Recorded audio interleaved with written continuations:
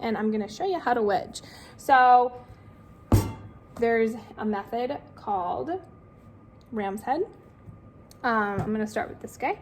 So I kind of like to start as round as I can. And now with ram's head, we're going to grab the clay and we're gonna push the heels of our hands into it. And then we're going to lift it up, make it look at us. So this is kind of like a face.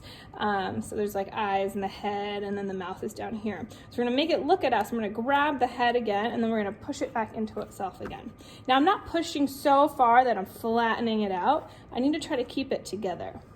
And we're just gonna keep doing that for 2 to 3 minutes. What I like to think about when I'm doing this is to take like the temples of the head and push them into the eye sockets.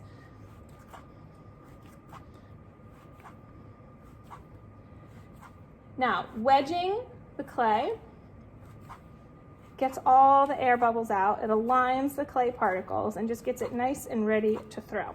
So if you have any drier pieces of clay or wetter pieces of clay, it's just mixing it all around to make it a nice, even consistency.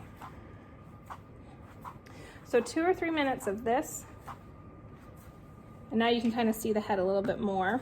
Eyes, nose, mouth, head, kind of temples, push them in, lift, push in.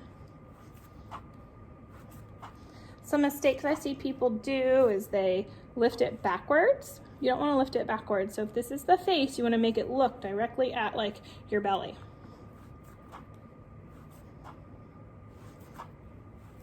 And then once you've wedged for 2 to 3 minutes, I just kind of roll it over itself, and then I round it out, and I start with a nice sphere. If you have this big, ugly, chunky piece of clay and you're starting with that, it's gonna be that much harder on the wheel to throw. Another method, this one came out of the bag, so it's a little bit harder. So these ones I like to just kind of pound around a little bit to warm them up, and then we'll wedge it just a little bit. They don't need as much wedging as the recycled clay, because they should be evenly consistent throughout, but you never know. So then, there's another coning method called, it's a conical shape, or kind of like a seashell. And I'll show you why.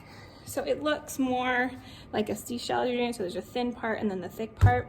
And with this one, we are taking this thick part and kind of pushing and twisting it down into the thin part.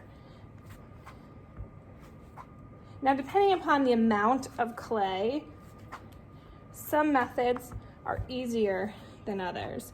So my hand, my palm really goes on that flat part, that big part, and I kind of push and twist all at the same time. And again, I'm lifting it up towards my body and then pushing and twisting. And as you get good, it'll get easier and you'll get faster. But this is kind of a smaller piece of clay, so I would be more inclined to do the ram's head method on this one.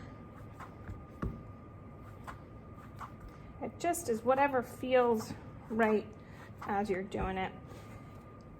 But the idea is to get rid of air pockets and not introduce air pockets. So if you're making things thin and then you're folding flat pieces of clay over on top of each other, you're just going to be introducing air pockets and you're doing something wrong. So get me to come over and give you a little assistance. Yeah, this one's bigger, so this would be easier for the cone method. So try them both, see what you like, and remember, once you kind of get it, you need to do a solid 2 to 3 minutes of coning, and make sure they're either nice and round to start on the wheel or kind of cone shaped, but not all kind of blobby. Blobby's bad and you'll fight it on the wheel. And those are your 2 coning methods, or wedging, wedging methods.